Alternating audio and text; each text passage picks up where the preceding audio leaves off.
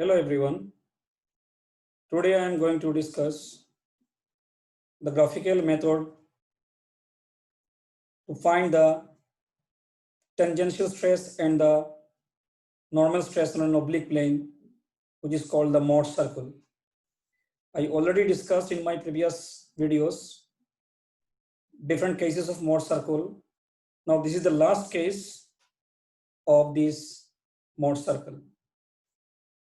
Now in this case, a body is subjected to two mutually perpendicular unlike stresses accompanied by shear stress. This case we will discuss, and under this condition we will find out the normal and the tangential stresses graphically acting on an oblique plane. So this is a body ABCD, and these are the stresses acting in x and y direction. In the x direction, sigma x, that is tensile in nature, sigma x, and in the y direction, sigma y, which is compressive in nature. Now shear stress are acting at the faces AB, BC, CD, and AD, and this is the oblique plane CE, which makes an angle theta with the plane of the sigma x.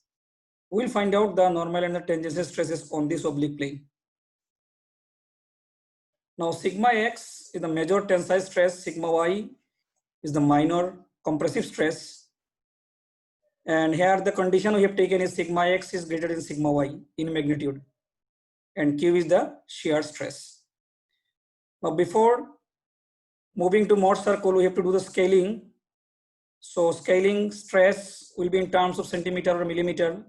So in this way we will get the sigma x is equal to something centimeter, sigma y is equal to centimeter, and Q is also equal to in terms of centimeter we will get.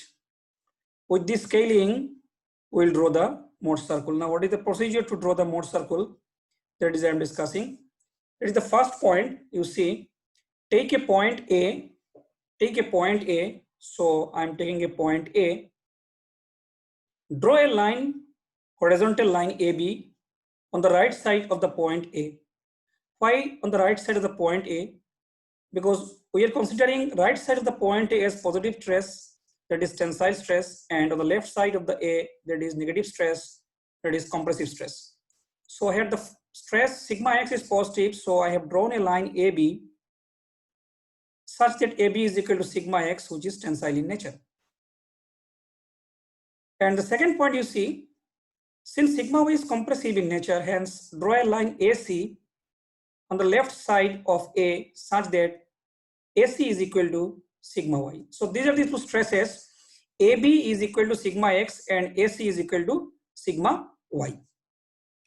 Next point is from the point B and C. From the point B and C, that is the end point. This is B point, this is C point. Drop to perpendicular.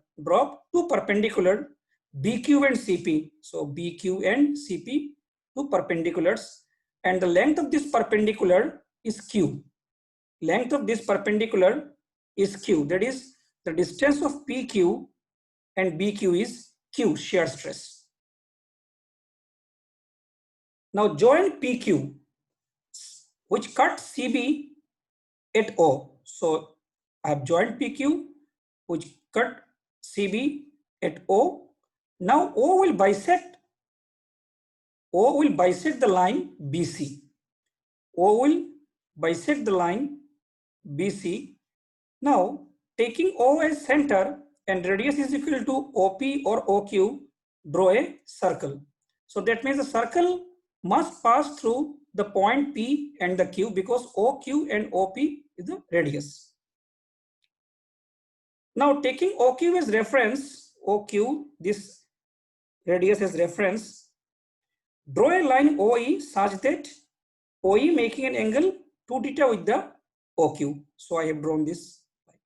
Now from the point E, draw ED perpendicular to AB. So I have drawn ED is perpendicular to AB. Now see, join AE. So I have joined AE. Now AD, the distance AD, this is the point AD. A is the origin and D is the perpendicular distance, perpendicular point. So the length AD, if you measure this length AD, then this length, if you convert it into stress, this will give you the normal stress acting on the oblique plane. And ED, E to D, this length, if you measure, it will come to in terms of centimeter or millimeter. And if you convert it in terms of stress, this ED length will give you the tangential or the shear stress on the oblique plane. Then AE will give you the resultant stress. AU will give you the resultant stress. Okay. Now see, this DE is the tangential stress. It is a vertical line. So maximum shear stress is equal to radius of circle. How? D is the perpendicular line. Now this DE, when it will be maximum? When it will be maximum? If D comes to the point O, if D comes to the point O, so E will be here. So this length is nothing but the radius of the Mott circle, and this is the maximum shear stress. So we can say the maximum shear stress always is equal to the radius of the circle. Now how will you find the principal stress? Now what is principal stress? Principal stress is the stress, normal stress on the principal plane. Now what is principal plane? Principal plane is the plane in which there is no shear stress. Now we have to identify the plane of zero shear stress. See, this is DE line. Now DE line, the distance of DE, when it will be zero?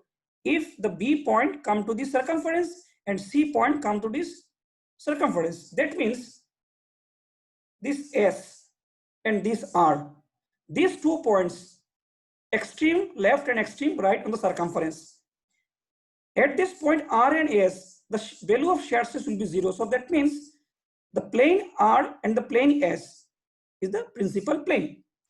Now normal stress on the principal plane, normal stress I am measuring from the point A, and it is a horizontal line because already I have taken length AD is the normal stress on the oblique plane, and AR, the distance of AR is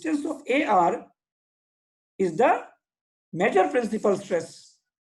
Distance of AR is the major principal stress, which is denoted by sigma 1, and distance AS is the minor principal stress, which is given by sigma 2.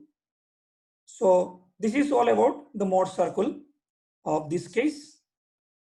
Now for any queries or discussion, you can mail me at the mail ID. Suggestions and feedbacks are always welcome. Thank you very much.